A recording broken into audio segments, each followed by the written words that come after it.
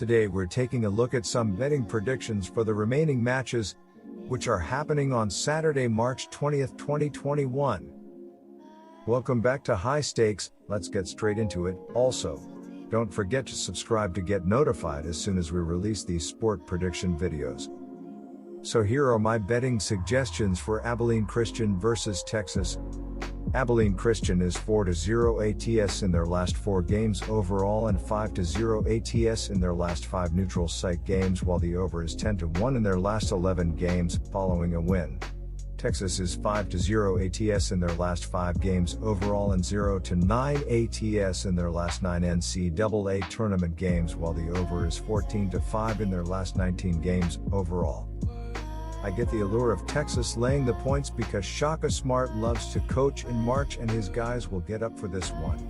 However, Abilene Christian's playing with house money right now as they really have nothing to lose coming into this one, and those teams are the most dangerous in this tournament.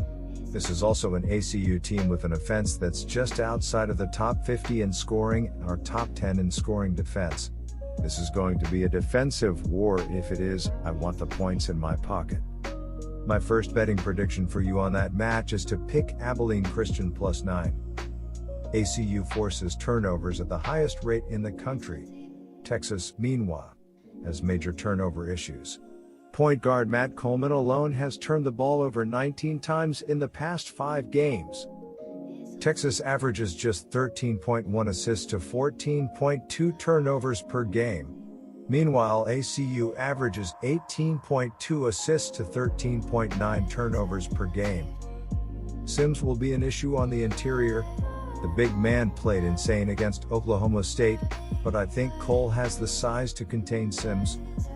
ACU does have a size disadvantage, but I believe the Wildcats are active and aggressive enough on the defensive end to disrupt the Longhorn offense. Plus, Texas can be 3-point dependent and ACU opponents are shooting less than 30% from 3 this season.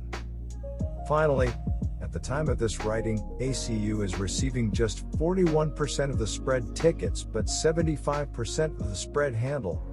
I think the Wildcats defense matches up well with this Texas offense, and I like it to keep it within double digits. My second betting prediction for you on that match is to pick under 140. Now here are my betting suggestions for Norfolk State versus Gonzaga. And the first 4 matchup Thursday versus the Mountaineers. Norfolk State had a 36-20 lead at the break but had to hang on for the eventual 54-53 win. Topping the team in scoring was Jalen Hawkins with 24 points and 5 rebounds. Over on the Gonzaga side, there's really not much to complain about. The Bulldogs have been rolling along all season, taking out unfamiliar ranked teams and conference opponents alike. In the last 4 games, Gonzaga has beaten Santa Clara, Loyola Marymount St. Mary's, and BYU. In the 88-78 West Coast Tournament win over BYU on March 9th, Gonzaga's Jalen Suggs led the team on 23 points with 5 rebounds and 5 assists. Corey Kispert added 17 points with 5 rebounds and 2 assists, and Joel Ayayi had 18 points with 9 rebounds and 1 assist. Gonzaga is 6-2 ATS in their last 8 neutral site games and 6-2 ATS in their last 8 as a favorite. The Bulldogs are 3-1 ATS in their last 5 after an ATS loss, and the over is 38-15 in the last 53 overall. Meanwhile, the Spartans are 4-0 ATS in their last 4 after an ATS win and 6-0 ATS in their last 6 overall. Norfolk State is 4-1 ATS in their last 5 Saturday games and the under is 6-1 in the last 7 overall. I'm likely sticking with Gonzaga. It would seem strange picking against a 26-0 team here in the first round no matter the spread, especially considering the Bulldogs haven't had a lot of tough games in any capacity this year. Gonzaga's offense is a well-oiled machine, and for them a low-scoring game is in the 70s, which doesn't happen often. Considering the offensive shutdown in the second half Thursday for Norfolk State, I like the Bulldogs to get out to a sizable lead early here and keep it.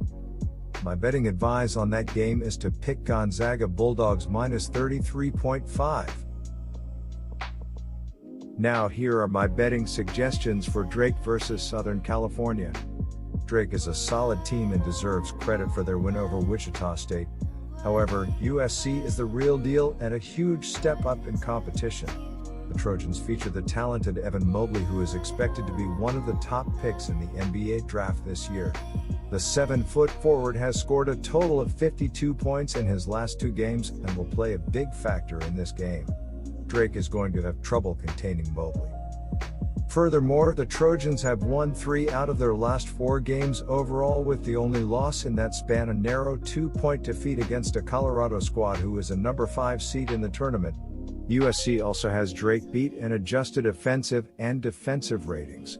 The Bulldogs were only able to sink 38% of their field goals against Wichita State, and they have an even bigger challenge against a spectacular Trojans defense. My first betting advice on that game is to pick USC Trojans -6. This is a really difficult matchup for Drake. The Bulldogs just don't have the size to match up with Mobley and USC's front court.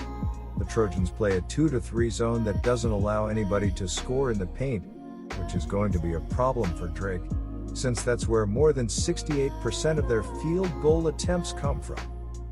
Additionally, when Drake saw a 2-3 zone against Illinois State earlier this season, the Bulldogs shot 4 of 30 from 3-point range. An elite front court like Loyola Chicago was able to penetrate Drake's interior defense within their 3 meetings this season, so I have a hard time seeing how the Bulldogs are going to stop the Trojans' front court from getting whatever they want inside. The key for Drake is how many minutes they can get from Hemphill. He played only 10 minutes on Thursday, and if he isn't able to give them significant minutes, Drake's season is going to be over. My second betting advice for that game is to pick under 135.5. Now here are my betting suggestions for Maryland versus Connecticut. Defensively, Maryland is holding their opponents to an average of 65.0 ppg on 40.9% shooting from the field. The Terrapins have a rebound margin of -0.2 and a turnover margin of -0.1. The 7-seed UCONN Huskies come into the NCAA championship with an overall record of 15-7 while finishing conference play with an 11-6 record. UCONN earned the 3 seed in the Big East Championship and defeated the 11-seed DePaul Blue Demons 94-60 in the quarterfinals. However, the Huskies could not make it to the Big East Championship after being defeated by the 2-seed Creighton Blue Jays by a 59-56 margin. UCONN had a chance to force out despite a poor shooting game. However, the Huskies could not convert 3 solid opportunities as time expired. UCONN shot 32.8% from the field and 21.4% from beyond the arc, while Creighton shot 37.1% from the field and 27.8% from beyond the arc. UCONN won the turnover battle by a 13-8 margin. However, it was out-rebounded by Creighton by a 50-33 margin in the victory. Leading the way for the Huskies was James Bouknight, who had 14 points, 8 rebounds, 2 assists, and 1 steal. On the season, UCONN is averaging 72.5 ppg on 43.9% shooting from the field. Defensively, UCONN is holding their opponents to an average of 64.6 ppg on 41.0% shooting from the field. The Huskies have a rebound margin of 4.8 and a turnover margin of 1.4. The Terrapins are 10-4 ATS in their last 14 neutral site games as an underdog, however, are just 2-7 ATS in their last 9 NCAA tournament games. The Huskies are 3-0-1 ATS in their last 4 Saturday games and 13-3 ATS in their last 16 games as a favorite. Maryland was a solid team led by their defense, which ranks 45th in scoring defense and 49th in defensive FG percent.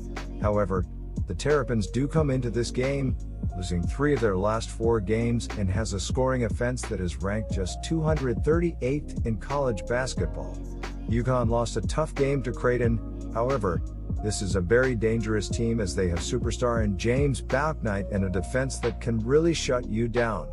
I think UCONN has a bit of a run in them in this tournament, and as Maryland is going to struggle on the offensive end in this one, I think the play here is to take UCONN to cover this small spread. My betting advice for on that game is to pick UCONN Huskies minus 1.5. Good luck to all of you. That's it for this video. Stay tuned and stay safe for the next betting tips and advice.